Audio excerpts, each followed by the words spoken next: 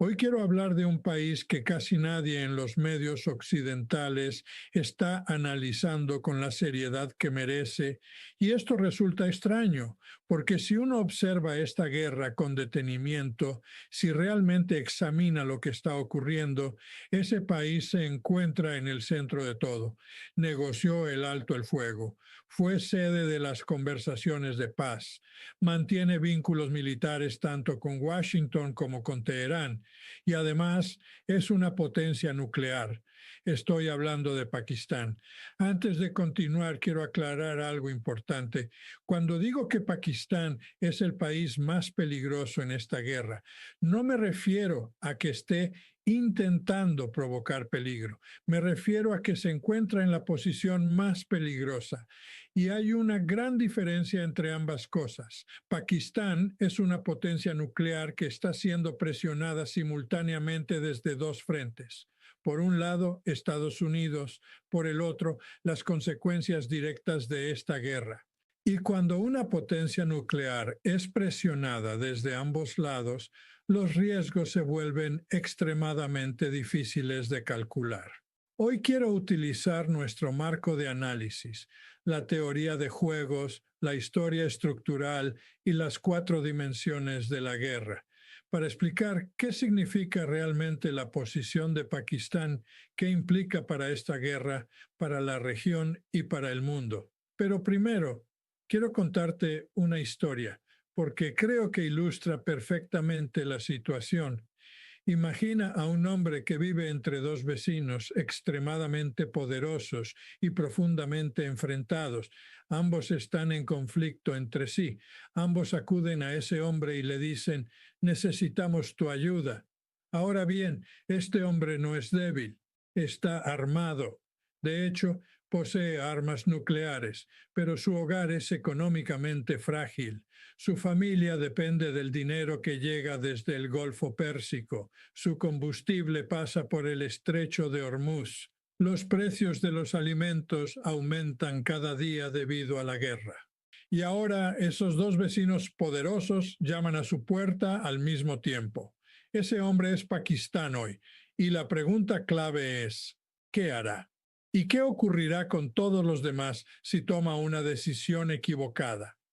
En mi análisis siempre comienzo con los hechos antes de ofrecer interpretaciones. El 8 de abril de 2026, hace apenas unas semanas, Pakistán logró mediar un alto el fuego entre Estados Unidos e Irán. Reflexiona sobre lo que eso significa. El mundo se encontraba peligrosamente cerca de una escalada nuclear. Donald Trump había publicado un mensaje en su red social que generó alarma global. Toda una civilización morirá esta noche para nunca volver a existir. El secretario general de Amnistía Internacional consideró esa declaración como una posible amenaza de genocidio. Varios líderes demócratas pidieron invocar la enmienda 25 para destituirlo. En ese momento, millones de personas creían que el uso de armas nucleares estaba siendo considerado seriamente. Y en medio de esa tensión extrema, Pakistán intervino. El primer ministro Shahbaz Sharif y el mariscal de campo Asim Munir, jefe del ejército y figura más influyente del país, negociaron personalmente un marco de alto el fuego basado en una propuesta iraní de 10 puntos, y al menos temporalmente funcionó. 3 días después, el 11 de abril, el vicepresidente J.D. Vance viajó a Islamabad acompañado por Steve Witkoff y Jared Kushner, junto a una delegación de 300 personas. Durante 21 horas sostuvieron conversaciones directas con representantes iraníes. Fue el encuentro más importante entre Estados Unidos e Irán desde la Revolución de 1979. ¿Y dónde ocurrió? No en Ginebra, no en Viena, no en Qatar, en Islamabad. Esto es extraordinario, históricamente extraordinario. Pakistán, un país que ni siquiera reconoce oficialmente a Israel, se convirtió en anfitrión, mediador y garante del proceso diplomático más importante del siglo XXI. Y sin embargo, pocos en los medios occidentales se hacen la pregunta fundamental: ¿por qué Pakistán? ¿Y cuál es el costo de ocupar esa posición? Respondamos. Desde la teoría de juegos, toda negociación requiere un mediador en quien ambas partes confíen. Y ese es precisamente el problema en este conflicto. Casi no existe ningún actor que goce de la confianza simultánea de Estados Unidos e Irán. Qatar ha sido utilizado antes, pero es miembro del Consejo de Cooperación del Golfo y alberga bases militares estadounidenses. Además, fue atacado por fuerzas alineadas con Irán al inicio de esta guerra.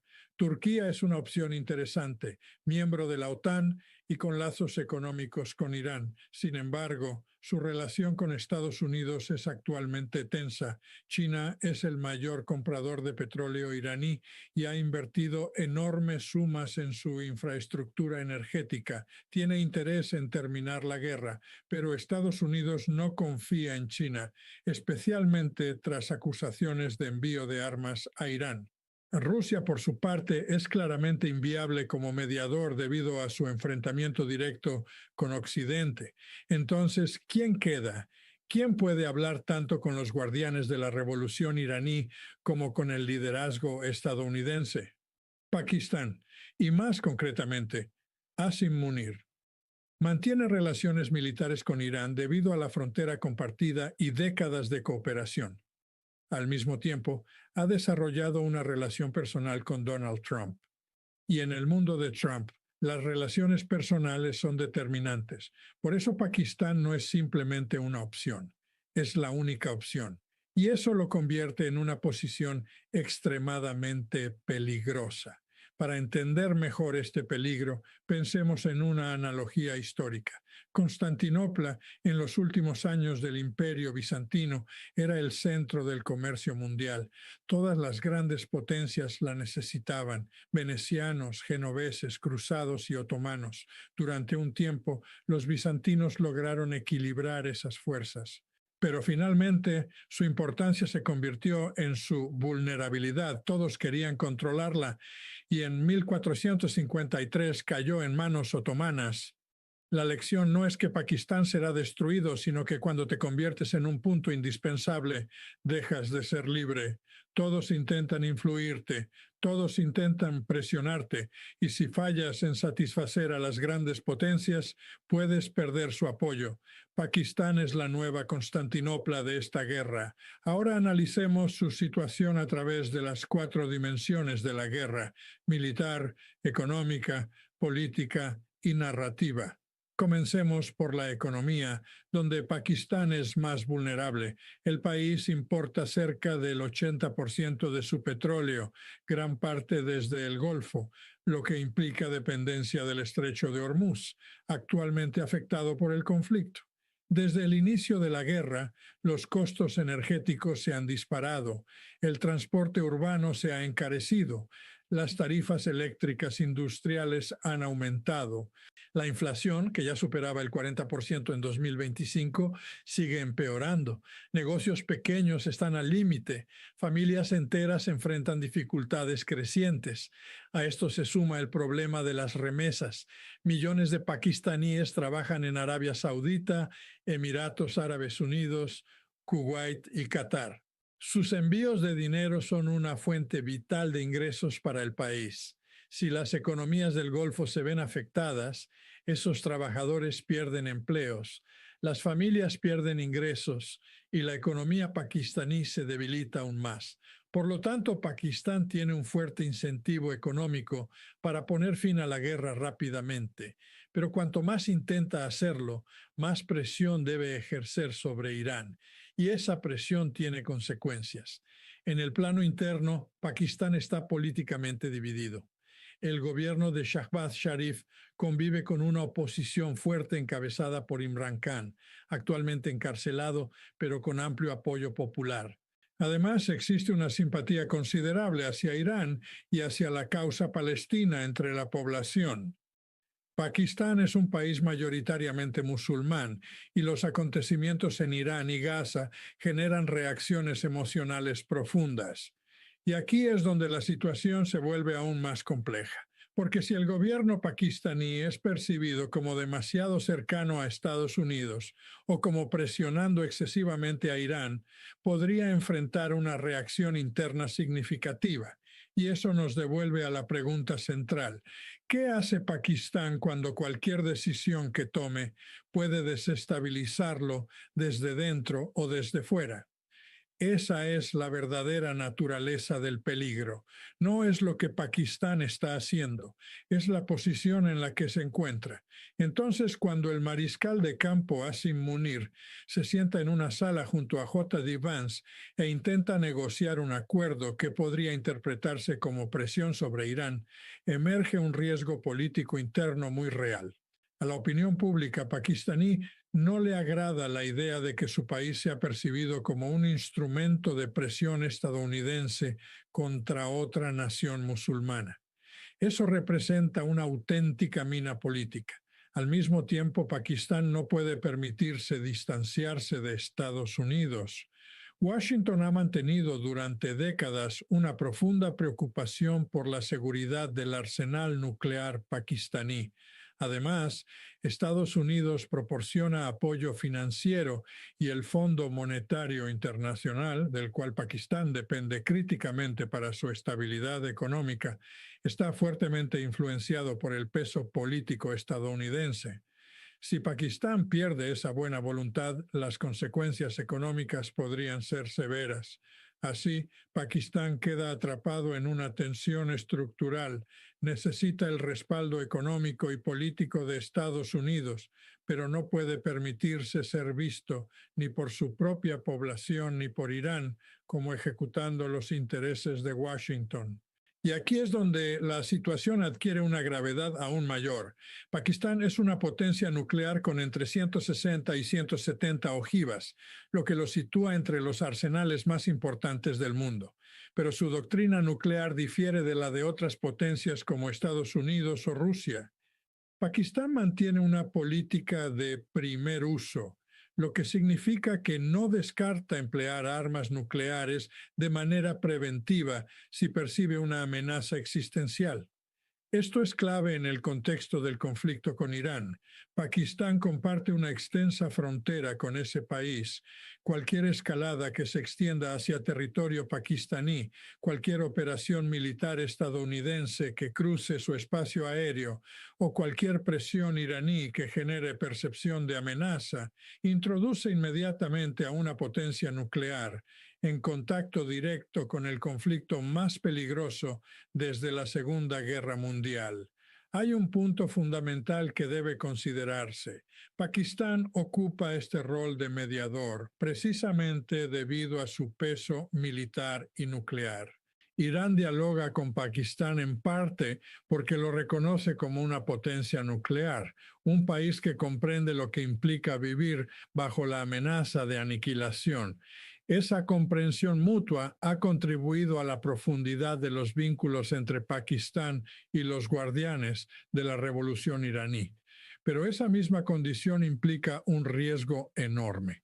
Si las negociaciones fracasan, si el alto el fuego colapsa por completo, Pakistán se encontrará en una posición extraordinariamente vulnerable.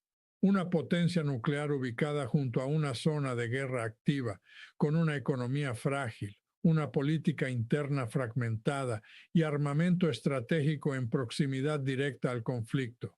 Este es quizás el aspecto más subestimado de su papel. Consideremos lo que Pakistán ha logrado hasta ahora. El embajador iraní en Islamabad afirmó: realizaremos las conversaciones en Pakistán y en ningún otro lugar, porque confiamos en Pakistán. Esta declaración es reveladora. Irán, tras haber sufrido ataques tras la pérdida de su líder supremo, en un entorno donde desconfía profundamente de Estados Unidos, Israel y muchos estados del Golfo, deposita su confianza en Pakistán. Eso constituye un capital diplomático de enorme valor. Sin embargo, ese capital tiene un reverso peligroso. Si las negociaciones fracasan, Pakistán podría convertirse en el principal señalado. Si Irán se retira, Estados Unidos buscará responsables. y el mediador que no logró resultados se convierte en el blanco más fácil. Pakistán podría pasar rápidamente de ser visto como un arquitecto de la paz a ser acusado de facilitar el fracaso diplomático. Esto configura lo que puede denominarse una trampa narrativa. La situación actual refleja esa tensión. La primera ronda de negociaciones en Islamabad en abril concluyó sin acuerdo tras 21 horas de diálogo. Los temas centrales, el programa nuclear iraní y el control del estrecho de Hormuz, quedaron sin resolver. Días después, Estados Unidos impuso un bloqueo naval sobre Irán que Teherán calificó de ilegal, negándose a volver a la mesa mientras esa medida permanezca. En consecuencia, Pakistán intenta persuadir a Irán para que regrese a las negociaciones, mientras Estados Unidos simultáneamente dificulta esa posibilidad. La presión no es solo geopolítica, sino también narrativa. Para entender lo que puede suceder a continuación, podemos recurrir a la teoría de juegos, específicamente al dilema del prisionero. En este modelo, dos actores enfrentan una elección: cooperar o traicionar. Si ambos cooperan, obtienen beneficios moderados. Si uno traiciona mientras el otro coopera, el traidor obtiene la mayor ganancia y el cooperador el peor resultado. Si ambos traicionan, ambos pierden. En una interacción única, la estrategia racional suele ser la traición debido a la falta de confianza, pero en interacciones repetidas, la cooperación se vuelve más racional, ya que la relación continúa en el tiempo. Aplicado a Pakistán, el país está involucrado en un juego repetido tanto con Estados Unidos como con Irán. Necesita mantener relaciones funcionales con ambos más allá de esta guerra. Por ello, su estrategia óptima es cooperativa, actuar con neutralidad y utilidad genuinas. El problema es que Estados Unidos parece operar bajo una lógica de juego único, lograr concesiones inmediatas de Irán. La prioridad es el resultado rápido, no la relación a largo plazo, y en particular el liderazgo político estadounidense ha demostrado una tendencia hacia decisiones orientadas a ganancias inmediatas. Esto genera una incompatibilidad estratégica. Pakistán intenta aplicar una lógica de cooperación sostenida, mientras Estados Unidos ejerce presión máxima a corto plazo. Esa divergencia crea fricción en el proceso de mediación. A partir de estos patrones puede plantearse una posible evolución. Pakistán se encuentra en lo que podría denominarse una trampa del mercenario. Un poder dominante necesita un intermediario para realizar una tarea delicada. Ese intermediario asume los riesgos que el poder dominante desea evitar. Si tiene éxito, el mérito es compartido. Si fracasa, la culpa recae principalmente sobre él. Y si deja de ser útil, es reemplazado. Pakistán ha aceptado este rol en busca de beneficios económicos, legitimidad internacional y relevancia geopolítica. Pero al hacerlo, se ha situado entre dos fuerzas mayores: una potencia global en declive relativo y un actor regional resiliente. Históricamente, esa posición rara vez ha sido segura. En el corto plazo, mientras las negociaciones continúen, Pakistán mantiene cierta protección. Ambas partes lo necesitan. Pero el verdadero riesgo emerge si las conversaciones colapsan definitivamente. En ese escenario, Pakistán perdería su rol mediador y quedaría expuesto como un país fronterizo de una guerra activa.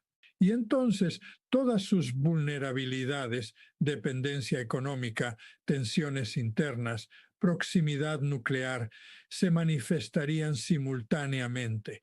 En un contexto más amplio, esta guerra puede interpretarse como parte de una transformación del orden regional. Pakistán ocupa una posición singular: potencia nuclear, mayoría musulmana, vínculos con China a través del corredor económico China-Pakistán, relaciones históricas con Estados Unidos y conexiones culturales con el mundo islámico.